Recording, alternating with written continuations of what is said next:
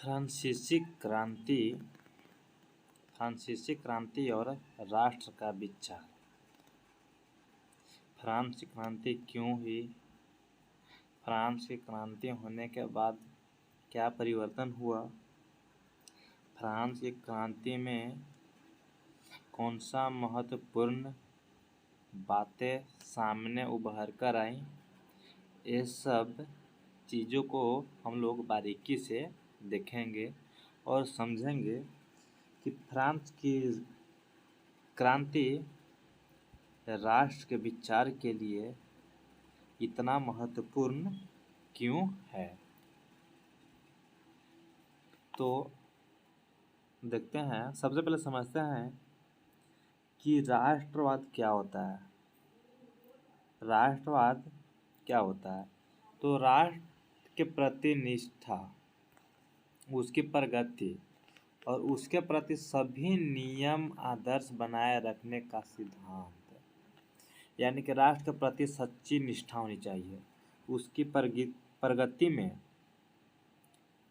जितना हो सके सभी नागरिकों को मदद करनी चाहिए। तो राष्ट्र की प्रगति में सबका योगदान होना चाहिए और जो राष्ट्र के नियम हैं, कानून हैं, उन सभी को सही तरीके से फॉलो करना चाहिए, उस सभी को सच्ची निष्ठा से निभाना चाहिए। तो ये हुआ राष्ट्रवाद की परिभाषा, राष्ट्रवाद का सिद्धांत। तो फ्रांस में ऐसा क्या समस्याएं उत्पन्न हुई, ऐसा कौन सी विपदा आ गई कि लोगों में ऐसी भावनाएं, ऐसे विचार उत्पन्न हुआ। तो 9th क्लास में हम लोगों ने देखा था, जाना था कि वहाँ पे गरीब लोगों पर ज़्यादा टैक्स था पादरी और कुलीन वर्ग के मुकाबले में। तो ऐसे बहुत सी समस्या थी जिससे उन लोगों में असंतोष की भावना उत्पन्न हुई और राष्ट्रवाद का विचार उन लोगों के मन में आया और उन्होंने अपने राजा का विरोध किया। तो 1789 में फ्रांस में एक ऐसा राजा का शासन था जो बहुत ही निरंकुश राजा का अधिपत्य था। कहने का मतलब है कि वह राजा जिसमें न दया, न भाव, न करुणा, न अपनी प्रजाओं पे तरस, न अपने प्रजाओं को लेकर सजग, ऐसा कोई भी भावना नहीं थी। वो बस अपना अय्याशी में डूबा रहता था। तो हुआ क्या कि फ्रांस की क्रांति के बाद राजनीतिक और संवैधानिक बदलाव हुआ। जब फ्रांस के लोगों ने अपने राजा को सत्ता से बाहर किया तो उसकी राजनीतिक में भी बदलाव हुआ और उसका संवैधानिक में भी बदलाव हुआ। और इस बदलाव से जो सत्ता राजा के हाथ में थी वह लोगों के हाथ में आ गई। कहने का मतलब कि पहले जब राजा अपने द्वारा शासन चलाता था, उसके कहे मुताबिक जो भी होता था, अब वह लोगों के हाथों में आ गई और लोग अपने समूहों के द्वारा कुछ समय तक नियम बनाए, कानून बनाए। और फ्रांस के लोगों ने घोषणा की कि अब लोगों द्वारा राष्ट्र का गठन होगा। कहने का मतलब है कि फ्रांस के लोगों ने अब बोला कि अब राजा के द्वारा नहीं, फ्रांस में रहने वाले जितने भी लोग हैं उन लोगों के द्वारा राष्ट्र का गठन होगा और लोकतांत्रिक राष्ट्र का गठन होगा तथा इस राष्ट्र की नियति और नियम वे लोग ही तय करेंगे, यानी कि फ्रांसीसी लोग ही तय करेंगे। उनका कहना था कि अब राष्ट्र का गठन लोगों द्वारा होगा और ये राष्ट्र में जितने भी नियम बनेंगे वो खुद तय करेंगे। इस राष्ट्र की नियति क्या होगी वे लोग खुद तय करेंगे, ना कि अब यह राष्ट्र एक राजा द्वारा चलेगा। तो प्रारंभ से ही फ्रांसीसी क्रांतिकारियों ने अनेक कदम उठाए जिनसे फ्रांसीसी लोगों की मन में राष्ट्रवाद की भावना उत्पन्न हो और उन्हें एक सामूहिक पहचान पैदा हो सके। जैसा कि उन लोगों ने ऐसे ऐसे मूवमेंट चलाए जिनसे वे लोग खुद अपना पहचान बनाना चाहते थे। उन लोगों के मन में राष्ट्रवाद की भावना उत्पन्न करना चाहते थे जो इन लोगों से दूर थे। वे लोग खुद का एक सामूहिक पहचान पैदा हो सके, ऐसे उन लोगों ने अनेकों कदम उठाए। उसके बाद उन्होंने पितृभूमि और नागरिक जैसे विचारों ने एक संयुक्त समुदाय विचार पर बल दिया, जिससे संविधान के अंतर्गत समान अधिकार प्राप्त था। यहाँ पे संविधान हो जाएगा, मिसटाइप हो गया है। कहने का मतलब है कि उन लोगों ने ऐसा विचार पर बल दिया जिससे एक समाज में, एक समुदाय में सबके ऊपर समान नियम लगे, सबको समान अधिकार प्राप्त हो। अगर एक को 1 रुपया टैक्स देना पड़ रहा है तो दूसरे को भी 1 रुपया टैक्स देना ही पड़ेगा, ना कि उसे कुछ नहीं देना पड़ेगा। फ्रांस में ऐसा ही था। पहले फ्रांस तो 3 पार्ट में बटा हुआ था। पहला था पादरी, दूसरे था कुलीन और तीसरे थे जिसमें गरीब लोग थे। तो पादरी लोग को तो देना नहीं होता था, कुलीन लोग भी नहीं देते थे। बाकी इसमें जितने भी गरीब दबे कुचले लोग थे उनको टैक्स दिया जाता था। ऐसा कितनी घटनाएं हुई जिनसे उन लोगों के मन में असंतोष की भावना उत्पन्न हुआ था। तो उन लोगों ने एक ऐसा समुदाय पर विचार दिया जहाँ पे संविधान के अंतर्गत समान अधिकार प्राप्त था सभी को। अगला, इस विचार के साथ उन्होंने अपनी एक नई झंडा तिरंगा चुना। उन लोगों ने राजा के द्वारा जो झंडा लगाया जाता था उस झंडे को उखाड़ फेंका और उन लोगों ने अपने लिए एक नई झंडा तिरंगा चुना। उसके बाद वहाँ के लोगों ने, फ्रांस के लोगों ने स्टेट जनरल का चुनाव नागरिकों के समूह के द्वारा किया जाने लगा। फ्रांस में अब क्या होने लगा कि पहले राजा के द्वारा चुना जाता था कि कौन स्टेट जनरल में बैठेगा, लेकिन इस क्रांति के बाद, फ्रांस की क्रांति के बाद, 1789 में फ्रांस क्रांति के बाद लोगों के समूह ने स्टेट जनरल का चुनाव किया और नागरिकों को चुना जाने लगा। और इसी के साथ उन लोगों ने स्टेट जनरल का नाम बदलकर नेशनल असेंबली रख दिया। उन लोगों ने राजा के द्वारा जितने भी महत्वपूर्ण चीज़ें थी उनको बदला गया, जैसे झंडा हो गया, जैसे संविधान हो गया, नियम हो गए। स्टेट जनरल का नाम बदलकर नेशनल असेंबली, चुनाव करना हो गया। उन लोगों ने नए नए तरीके अपने अनुसार देश को चलाने के लिए नए नए नियम बनाए। उन लोगों ने नई स्तुतियाँ रची, शपथें ली गई, शहीदों का गुणगान हुआ और यह सब राष्ट्र के नाम पर हुआ। जैसे ही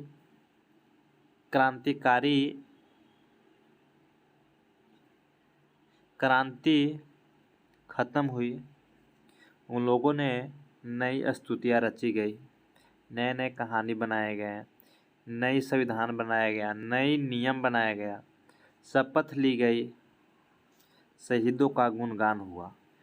शहीदों का गुणगान सभी जगह होता है। जैसे उन लोगों ने राष्ट्र को आज़ाद कराने में महत्वपूर्ण भूमिका निभाया, उनका गुणगान हुआ और यह सब राष्ट्र के नाम पर हुआ था। उन लोगों ने एक केंद्रीय प्रशासनिक व्यवस्था लागू किया। एक केंद्रीय प्रशासनिक व्यवस्था लागू की गई जिसने अपने भूभाग में रहने वाले सभी नागरिकों के लिए समान कानून बनाए। उन लोगों ने एक केंद्रीय प्रशासनिक व्यवस्था लागू की जिससे एक क्षेत्र में जितने भी लोग रह रहे हैं उन सबों पर एक समान कानून लागू हो सके। ऐसा नहीं है कि इस क्षेत्र में इतने लोग रह रहे हैं तो कुछ लोगों पर कुछ अलग कानून और कुछ लोगों पर कुछ अलग कानून। तो एक प्रशासनिक व्यवस्था लागू की गई और सभी नागरिकों के लिए समान कानून बनाए गए हैं। आंतरिक आयात निर्यात शुल्क समाप्त कर दिए गए हैं। भार तथा नापने की एक समान व्यवस्था लागू की गई, क्योंकि पहले क्या था कि एक जगह से दूसरे जगह जाने में टैक्स दिया जाता था अपने ही जगह पर, यह समाप्त कर दिया गया। भार और नापने की व्यवस्था को भी परिवर्तन किया गया। कहीं पे कुछ और माप की व्यवस्था है, कहीं पे कुछ और माप की व्यवस्था है, ये सब को ख़त्म कर दिया गया और एक अच्छी व्यवस्था, एक अच्छी समाज की स्थापना की गई। जैसा कि वहाँ पे बहुत सा ऐसा भाषा थी, बोली थी जिसका प्रभाव उन लोगों ने कम किया और पेरिस में फ्रेंच जैसी बोली जाने वाली भाषा को राष्ट्रभाषा बनाया गया। पेरिस में फ्रेंच जैसी बोली और लिखी जाती थी, वही राष्ट्र की भाषा बन गई। यानी कि उन लोगों ने क्षेत्रीय भाषा को हतोत्साहित किया और एक भाषा पर जोर दिया और फ्रेंच वहाँ की राष्ट्रभाषा बन गई।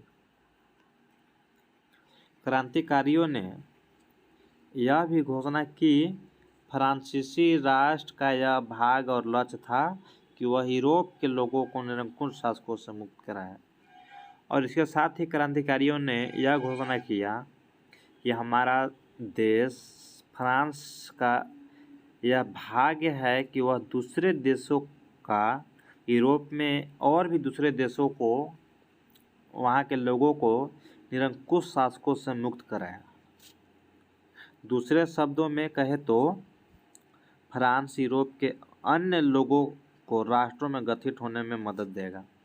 जैसा कि फ्रांस में तो राज व्यवस्था थी, उसके बाद कोई और भी देश में राज व्यवस्था थी, तो फ्रांस ने अपने आप को यह माना कि यह फ्रांस का भाग है कि वह विश्व में लोकतंत्र को लेकर आया और लोगों को राष्ट्र में गठित होने में मदद देगा और वहाँ के निरंकुश राजाओं से मुक्त कराएगा।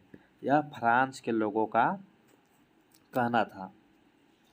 जब फ्रांस की घटना की खबर यूरोप के विभिन्न शहरों में पहुंची तो छात्र, शिक्षित मध्य वर्ग के अन्य सदस्य जैकोबिन क्लब की स्थापना करने लगे। जब फ्रांस में एक सफल क्रांति हुआ तो आसपास के शहरों में भी जैकोबिन क्लब की स्थापना करने लगे, जहाँ पे शिक्षित लोग और छात्र एक जगह एकजुट होते थे और वहाँ से मूवमेंट चलाया जाता था। उनकी गतिविधियों और अभियानों ने उन फ्रेंच सेनाओं के लिए रास्ता तैयार किया जो 1790 के दशक में हॉलैंड, बेल्जियम, स्विट्जरलैंड और इटली के बड़े इलाकों में घुसी क्रांतिकारी युद्धों को शुरू होने के साथ ही फ्रांसीसी सेनाएं राष्ट्रवाद के विचार को विदेशों में ले जाने लगी। जैसे एक फ्रांसीसी सेनाओं के लिए रास्ता तैयार किया 1789 के फ्रांसीसी क्रांति ने। फ्रांस की सेना ने हॉलैंड, बेल्जियम, स्विट्जरलैंड और इटली के बड़े इलाकों में क्रांतिकारियों को मदद दिया, वहाँ के निरंकुश राजाओं से मुक्त कराए और वह अपने राष्ट्रवाद के विचार को दूसरे देशों में फैलाने लगे। इस बात का फ्रांसीसी सेनाओं ने बहुत ही ज़्यादा बड़े स्तर पर लाभ उठाया।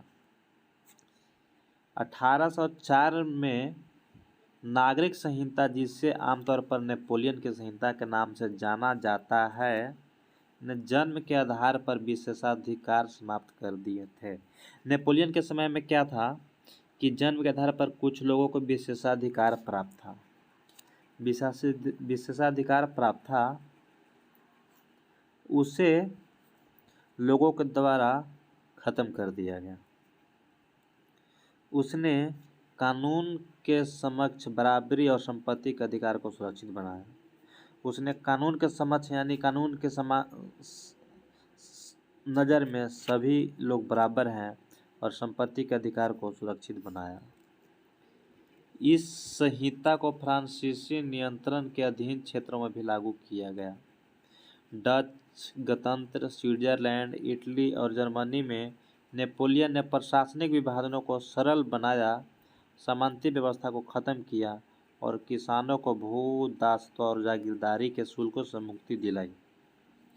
कहने का मतलब है कि नेपोलियन ने इस संहिता के मदद से उसके अधीन में जितने भी क्षेत्र थे, जैसे डच था, स्विट्जरलैंड था, इटली था, जर्मनी, नेपोलियन ने प्रशासनिक विभाजनों को सरल बनाया, प्रशासनों में पदों को सरल तरीके से बनाया, सामंती व्यवस्था को ख़त्म किया और किसानों को जितना भी कर देना रहता था उस कर से, उस शुल्क से मुक्ति दिलाई। शहर में कारीगरों के श्रेणी संघों के नियंत्रण को हटा दिया गया। यातायात और संचार व्यवस्थाओं को सुधारा गया। पहले यातायात और संचार व्यवस्था बहुत ही खराब अवस्था में थी, जिसे सुधारा गया। किसानों, कारीगरों, मजदूरों और नए उद्योगपतियों ने नई नई मिली आज़ादी चखी और इसी के साथ वहाँ के किसान, कारीगर, मजदूर और नए उद्योगपति जो छोटे लोग थे उन लोगों ने नए आज़ादी को उन लोगों ने बहुत ही अच्छे तरीके से समझा और उसका लाभ उठाया। उद्योगपति और खास तौर पर सामान बनाने वाले लघु उत्पादक यह समझने लगे कि एक समान कानून, मानक भार तथा नाप और एक राष्ट्रीय मुद्रा से एक इलाके से दूसरे इलाकों में वस्तुओं और पूंजी के आवागमन में सहूलियत होगी। उन लोगों ने समझा कि एक समान कानून होगा तो सबके लिए होगा। उन लोगों ने समझा कि एक राष्ट्रीय मुद्रा होगा तो बहुत ही उन लोगों के लिए सहूलियत होगा। एक जगह से दूसरे जगह लोग व्यापार कर सकते थे, एक इलाके से दूसरे इलाके में वस्तुओं को ले जा सकते थे। पहले था कि एक छोटे से जगह में अलग मुद्रा था, उस छोटे से जगह में अलग मुद्रा था, उस छोटे से जगह में अलग मुद्रा था। तो यहाँ से यहाँ सामान लाने में यहाँ से मुद्रा चेंज करना पड़ा, यहाँ से यहाँ लाने में यहाँ से मुद्रा चेंज करना पड़ा। तो कहने का मतलब है कि एक कानून, एक मुद्रा और एक नियम से उन लोगों को बहुत सहूलियत हुई कहीं भी आने जाने में, कहीं भी व्यापार करने में। तो वहाँ पे उद्योगपतियों को और ख़ास तौर पर छोटे उत्पादक को यह ज़्यादा लाभ प्राप्त हुआ। लेकिन जीते हुए इलाकों में स्थानीय लोगों की फ्रांसीसी शासन के प्रति मिलीजुली प्रतिक्रिया थी। शुरुआत में अनेक स्थानों जैसे हॉलैंड, स्विट्जरलैंड और साथ ही कई शहरों जैसे ब्रेसलेस, मज, मिलान और वर्सा में फ्रांसीसी सेनाओं का स्वतंत्रता का तोहफा देने वालों की तरह स्वागत किया गया। जब फ्रांसीसी सेना स्विट्जरलैंड, हॉलैंड, ब्रुसेल्स, मिलान, मज और वर्सा में या कहीं भी जाती थी तो फ्रांसीसी सेनाओं को बहुत ही अच्छे तरह से स्वागत किया जाता था और उन लोगों को कहा जाता था कि आपने स्वतंत्रता दिलाई है। तो फ्रांसीसी सेनाओं को स्वतंत्रता का तोहफा देने वालों की तरह स्वागत किया गया। वो लोग जहाँ भी जाते थे उनको अच्छी तरह से स्वागत किया जाता था। मगर यह शुरुआती उत्साह शीघ्र ही दुश्मनी में बदल गया। जब यह साफ होने लगा कि नई प्रशासनिक व्यवस्थाएं राजनीतिक स्वतंत्रता के अनुरूप नहीं थी, बढ़े हुए कर, सेंसरशिप और बाकी यूरोपों को जीतने के लिए फ्रेंच सेना में जबरन भर्ती से हो रहे नुकसान प्रशासनिक परिवर्तनों से मिले फायदे से कहीं ज़्यादा नज़र आने लगे। यानी कि धीरे धीरे उस व्यवस्था में फिर से भ्रष्टाचार बढ़ते गया। फ्रांसीसी सेना में लोग जबरन भर्ती होने लगे, घूस देने लगे, टैक्स बढ़ता गया, सेंसरशिप होने लगा और धीरे धीरे फिर उस व्यवस्था में एक भ्रष्टाचार ने स्थान ले लिया। तो उस वजह से लोगों को नुकसान फायदा से ज़्यादा होने लगा, फायदा के बदले नुकसान होने लगा और नुकसान ज़्यादा नज़र आने लगा फायदा के मुकाबले में। तो इस वजह से फिर से वहाँ पे असंतोष की भावना उत्पन्न हुई।